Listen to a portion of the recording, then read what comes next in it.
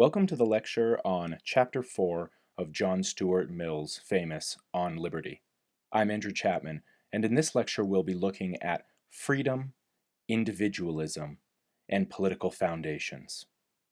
Almost certainly the view that we look at that's espoused by John Stuart Mill will seem very plausible to you. Maybe it will seem like the only sort of view that we could possibly have when we're forming a state. That's a testament to how popular John Stuart Mill's liberal ideas have been. Says Mill, as soon as any part of a person's conduct affects prejudicially the interests of others, society has jurisdiction over it, and the question whether the general welfare will or will not be promoted by interfering with it becomes open to discussion.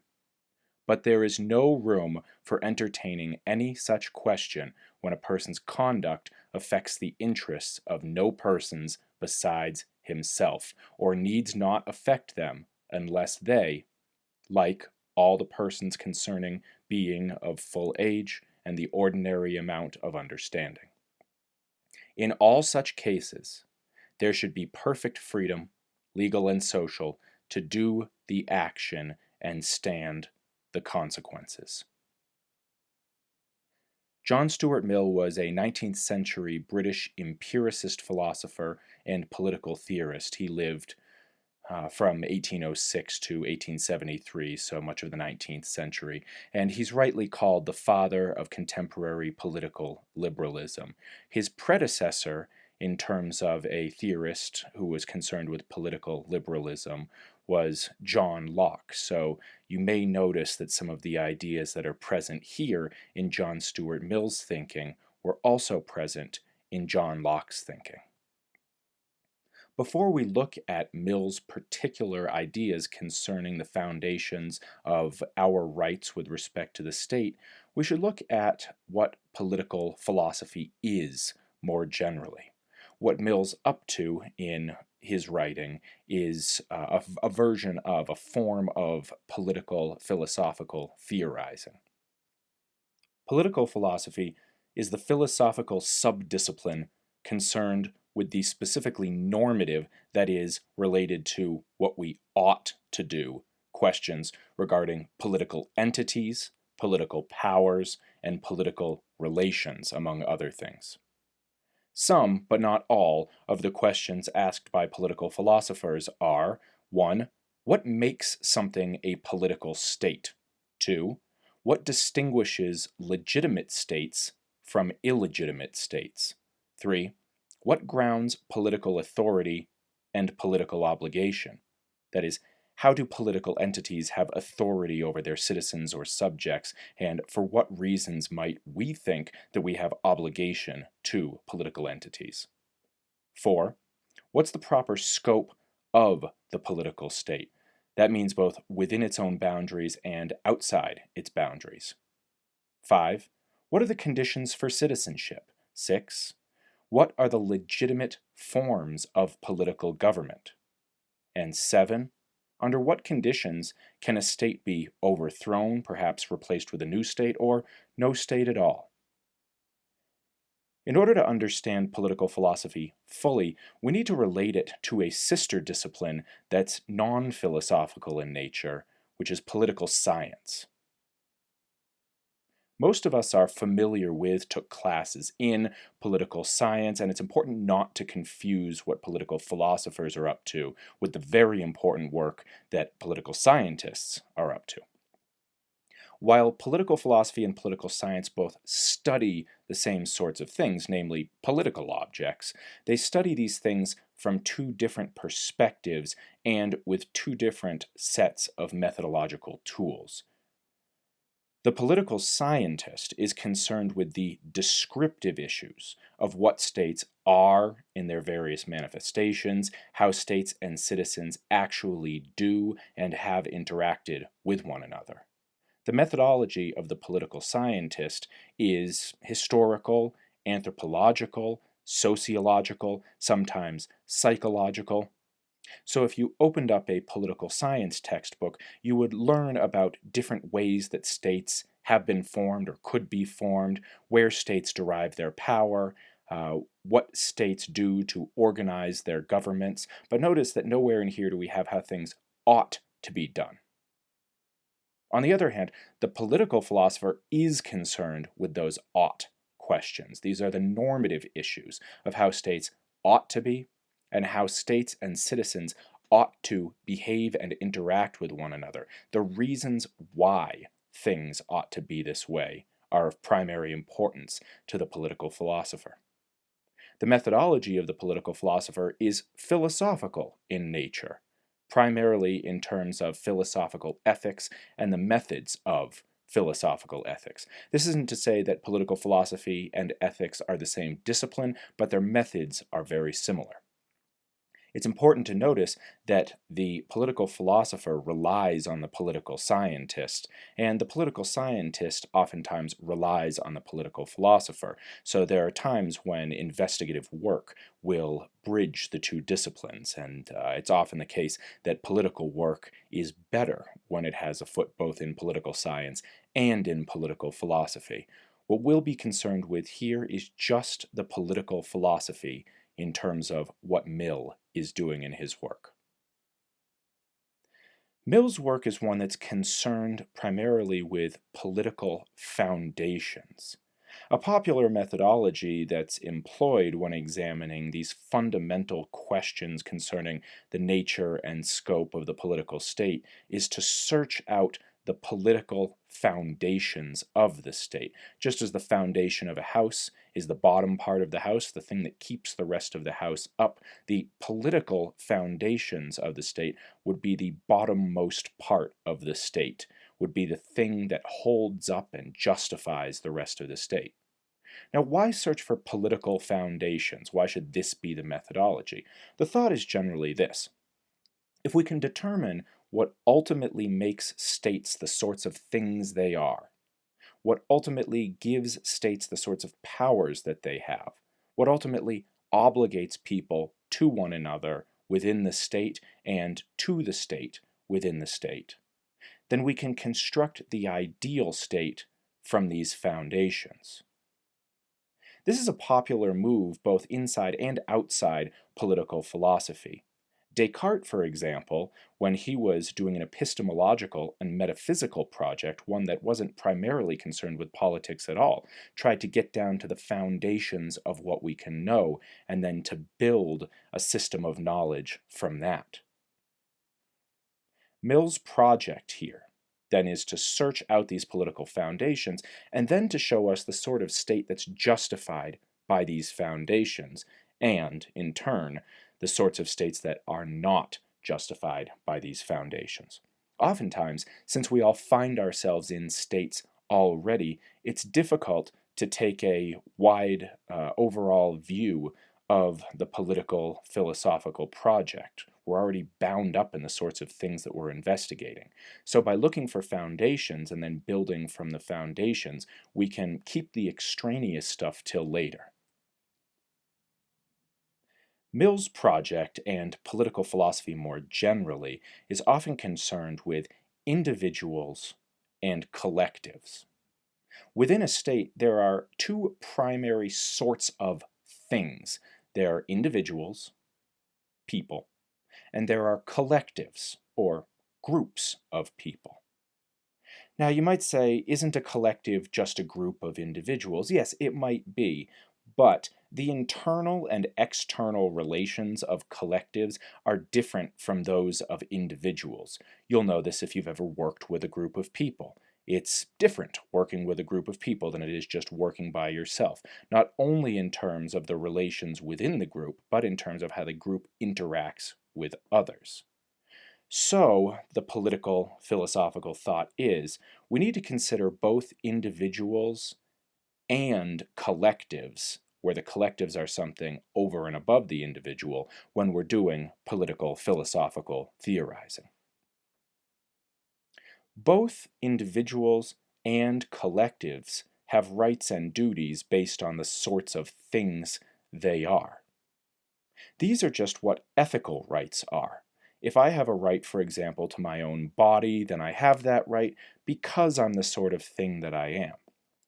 Now, since the state is composed of individuals and collectives, the political rules governing the state must respect and promote the rights and duties of the individuals and the collectives. So you might think that the ethics that is bound to individuals and collectives comes before we start doing any theorizing about the right sorts of political entities that individuals and collectives might be part of.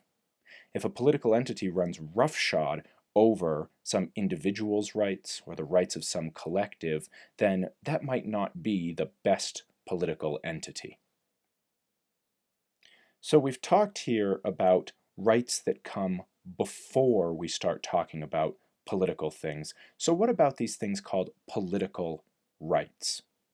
Political rights are the sorts of rights that individuals and collectives have insofar as they're appropriately related to some political entity. So you might think, I'm a citizen of the United States. I have political rights because I'm a citizen of the United States. Non-United States citizens might also have rights with respect to the United States. They might not be exactly the same sort of rights that I, as a citizen, have. Now, while political rights may be derived from moral rights, they may also go beyond moral rights. It is important to recognize, though, that there's an in-principle distinction to be made here between political rights and moral rights. That is, the rights of a person as a person and the rights of that same person as a citizen. So, for example, I might have the moral right to use my own body as I please. I probably don't have the moral right to participate in elections in the United States. I do have the political right to participate in elections in the United States, but that political right doesn't seem like it's a moral right. Good states, then, are the ones that respect and promote the rights of their citizens, while bad states are the ones that disrespect, suppress, or otherwise trample on the rights of their citizens. Since we're talking about rights, it's important to make a distinction between rights and consequences of actions. Rights are non-consequentialistic things. What that means is that both that rights don't derive from considerations of consequences, nor are rights able simply to be reformulated in terms of consequences or reduced to consequences. Rights and consequences are two different sorts of things.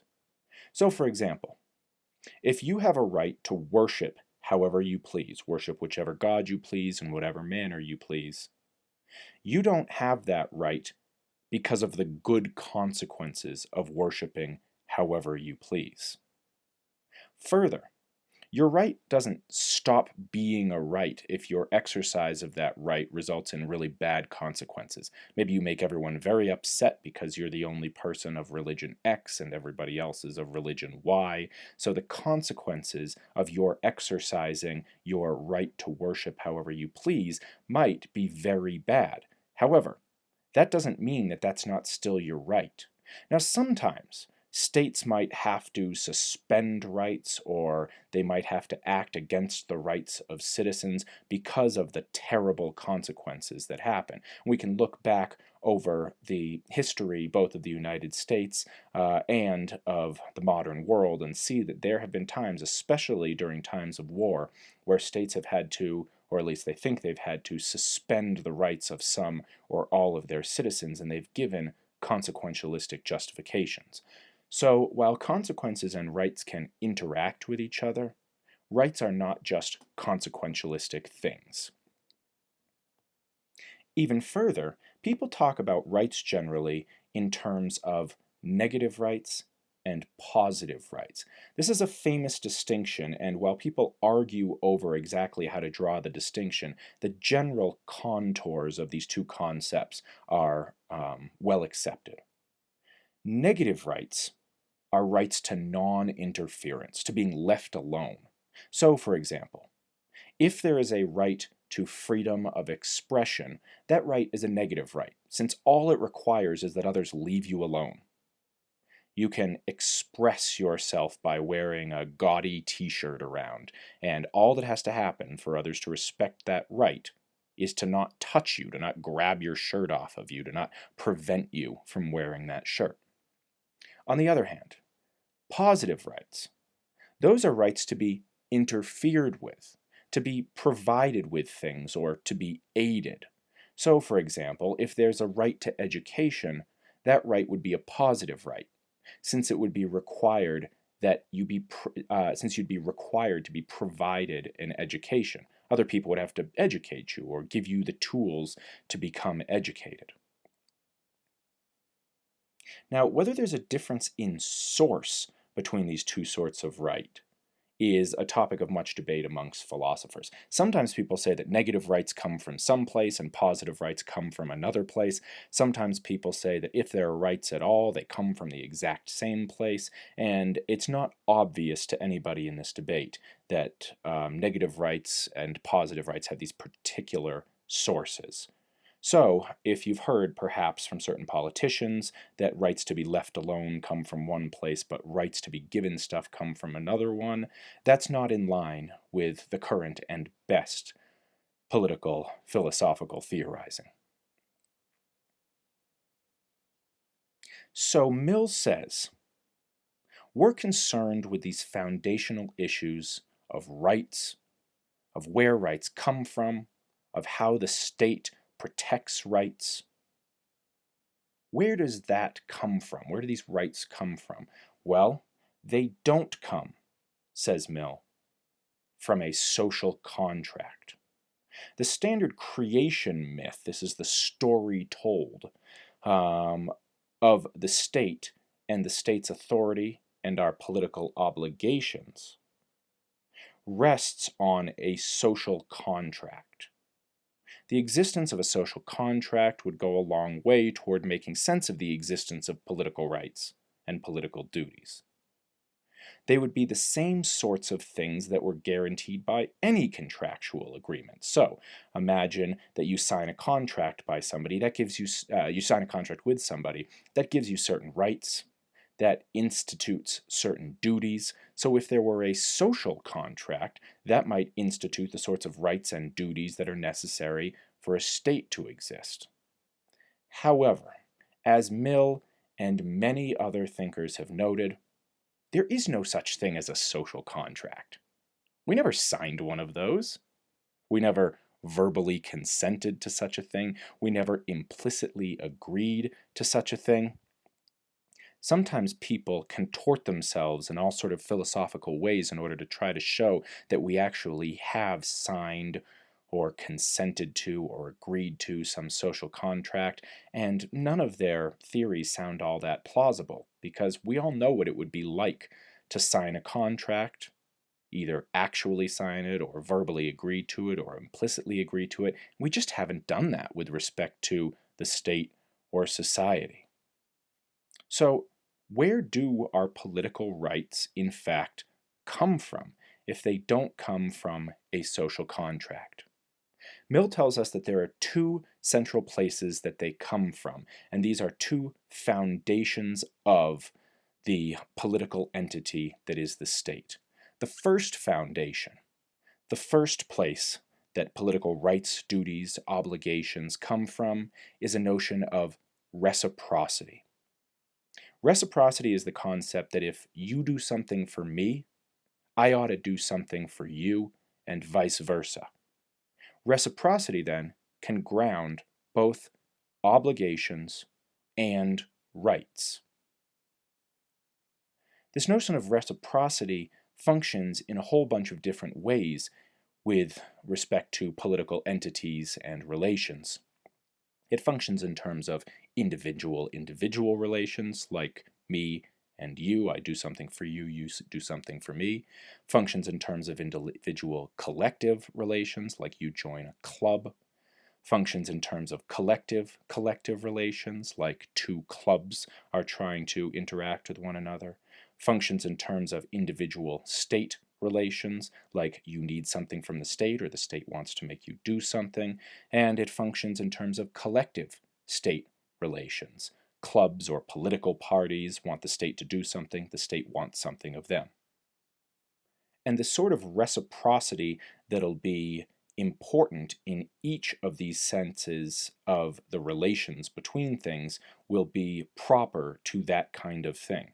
So the individual-individual reciprocity relations will be specific to individuals. The individual-collective reciprocity relations will be specific to those sorts of relationships. An important example of this sort of reciprocity and how it generates rights and duties is the example involved in individual state relations in terms of national defense, the state protecting you from harm or from invaders. The state protects you, and you in turn are obligated to support that protection effort, either by paying your taxes or by enlisting in the military or something like that. If the state didn't protect you, you wouldn't be required to pay taxes that support national defense or to enlist in the military. And similarly, if you didn't pay your taxes or if you didn't enlist in the military, the state wouldn't be required to protect you. This obligation comes into place because of this notion of reciprocity. That's the first foundation.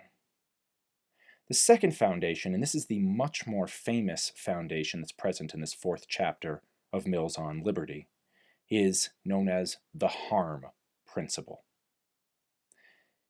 It's impossible to underestimate how important the harm principle has been to Western conceptions of liberal democracy and to our own conception as American citizens. Harm is just making someone or some group worse off. The sort of harm that Mill is concerned with is harm to others. That is, he's not concerned with harm to the self. Harm, says Mill, generates restrictions on the activity of individuals and duties on the part of the state. So the harm principle itself states that if my action is going to harm you, then you have a legitimate right to have me not perform that action, and the state has a legitimate duty to prevent me from performing the action. However, as we noted, if someone desires to harm themselves, either directly or indirectly, that's no one's business but that individual's. So, if I decide to just treat myself very badly by eating terrible food, or I want to cut off my hand, or something like that, that's nobody's business but mine. The harm principle can be broken into two different versions of the harm principle, a social version and an economic version. Let's look first at the social version. The social version of the harm principle is concerned specifically with social harms. Such a social interpretation would look something like this. If someone's action is going to do social harm to some other individual or group, that's reason to prevent the action, and this prevention can come in the form of the state getting involved and actually stopping a person from participating in this sort of social harm. However, the state is not permitted, according to the harm principle, to intervene in an individual's life if she's merely socially harming herself. So, for example, if she intentionally believes falsehoods, if she behaves like a lout, if she wastes her natural talents, if she cuts off all her hair and decides she just doesn't want to look attractive anymore. None of this is the state's business. That's something that the individual can do. The other version of the harm principle, the economic interpretation, is concerned specifically with economic, monetary, fiscal harms. Such an economic interpretation would look something like this. If someone's action is going to do economic harm to some other individual or group, then that's reason to prevent that action. However, again, the state is not permitted to intervene in an individual's life if she merely economically harms herself. So, for example, if she's just burning money for fun, or making bad investments, or purchasing faulty products when she could purchase better ones, that is not the state's business.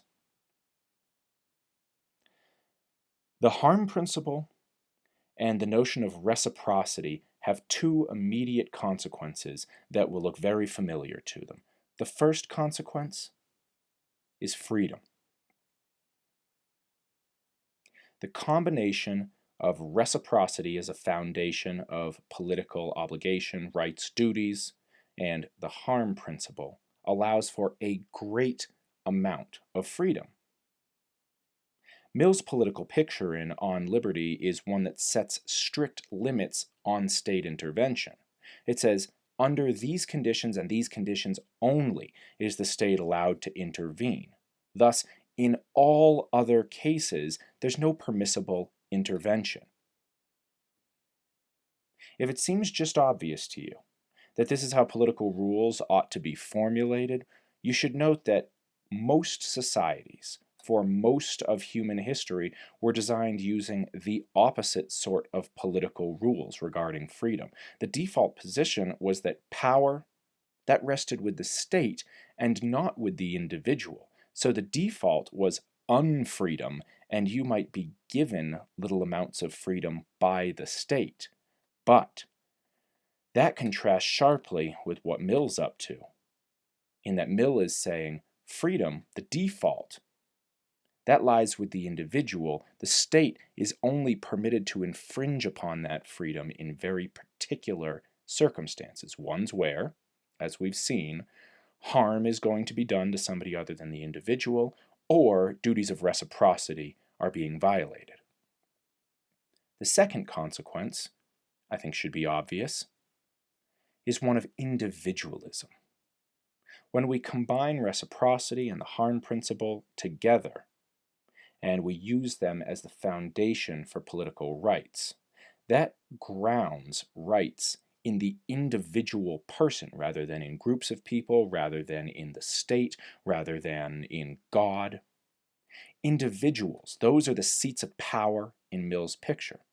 Now, individuals can decide freely to engage in collective action if they want to, but the default position is one of individual autonomy. So even when individuals get together, their power derives from the individual, is determined by the individual.